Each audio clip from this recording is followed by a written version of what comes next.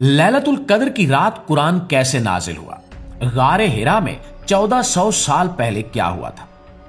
मुआज़िज़ दोस्तों, मक्का के खामोश पहाड़ों के दरमियान एक छोटी सी गार में एक ऐसा वाकया पेश आया जिसने ना सिर्फ अरब की सरजमीन बल्कि पूरी इंसानियत की तारीख का रुख बदल दिया।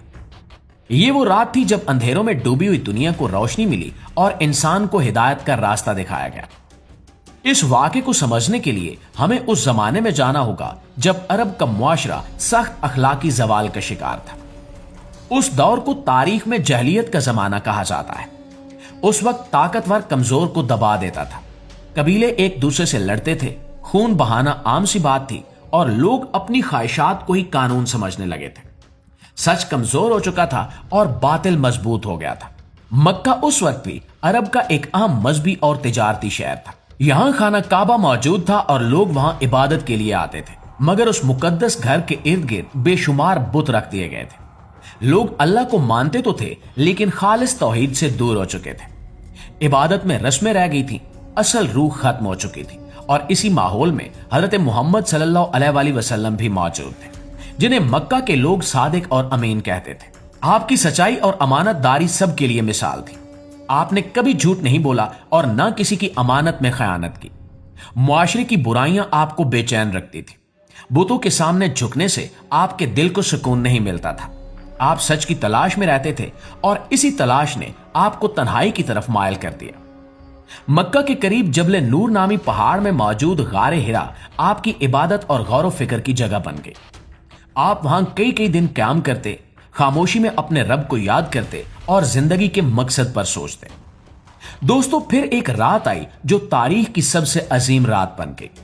ये रमजान का महीना था, रात पुरसकून थी और आसमान सितारों से भरा हुआ था। गारे हिरा में हजरत मोहम्मद सल्लल्लाहु अलैहि वसल्लम इबादत में मसरूफ थे कि अचानक एक अजीम फरिश्ता जाहिर हुआ। ये हजरत जिब्रील अलैहिस्सलाम थे। इन्होंने कहा, पढ़ो। आपने जवाब दिया कि मैं पढ़ नहीं सकता। ये हुक्म दोबारा दिया गया और फिर तीसरी बात भी। इसके बाद वो मुबारक अल्फाज नाजिल हुए जिन्होंने इंसान के लिए इल्म और हिदायत का दरवाजा खोल दिया। यही पहली वही थी और इसी लम्हे नबूवत का आगाज हुआ। अब आप सिर्फ एक नेक इंसान नहीं रहे थे बल्कि अल्लाह के आखिरी रसूल बन चुके थे। यह मंजर जितना अजीम था उतना ही असर अंगेज भी था। उस वाक़े के बाद आप घबराहट की हालत में घर तशरीफ लाए और हजरत खदीजा से फरमाया कि मुझे चादर उड़ा दो।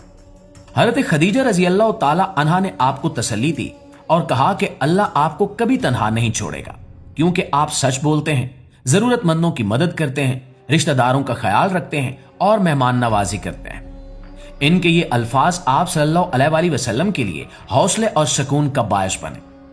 उसी लम्हे से वही का सिलसिला शुरू हुआ जो बाद में कुरान मजीद की सूरत में मुकम्मल हुआ।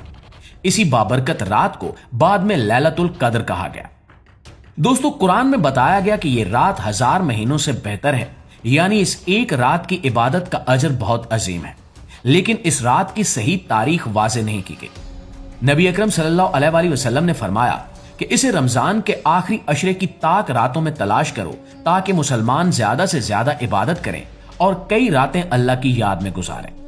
इसी वजह से रमजान के आखिरी दिनों में मसाजिद आबाद होती हैं, लोग कुरान पढ़ते हैं, नफल नमाजें अदा करते हैं और अपने गुनाहों की माफी मांगते हैं। लैलतुल कद्र हमें उम्मीद का पैगाम देती है। इंसान गलतियां करता है मगर अल्लाह अपने बंदों को वापस आने के मौके देता है। ये रात याद दिलाती है कि सच्ची तौबा इंसान की जिंदगी बदल सकती है।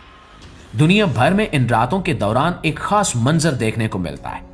कोई कुरान की तिलावत में मसरूफ होता है, कोई सजदे में रोता है और कोई हाथ उठाकर दिल से दुआ मांग रहा होता है। ये वो लम्हे होते हैं जब बंदा अपने रब के सबसे करीब महसूस करता है। नाज़रीन, सदियां गुजर चुकी हैं मगर रमजान की आखिरी रातें आज भी रहमत और उम्मीद का पैगाम देती हैं। शायद इन्हीं रातों में वो मुबारक लम्हा छुपा हो जिसे अल्लाह ने 1000 महीनों से बेहतर करार दिया है। इसलिए इन कीमती रातों को जाया न करें, इबादत करें, दिल से दुआ मांगें और अपने रब से ताल्लुक मजबूत करें, क्योंकि मुमकिन है कि यही रात आपकी जिंदगी का रुख बदल दे।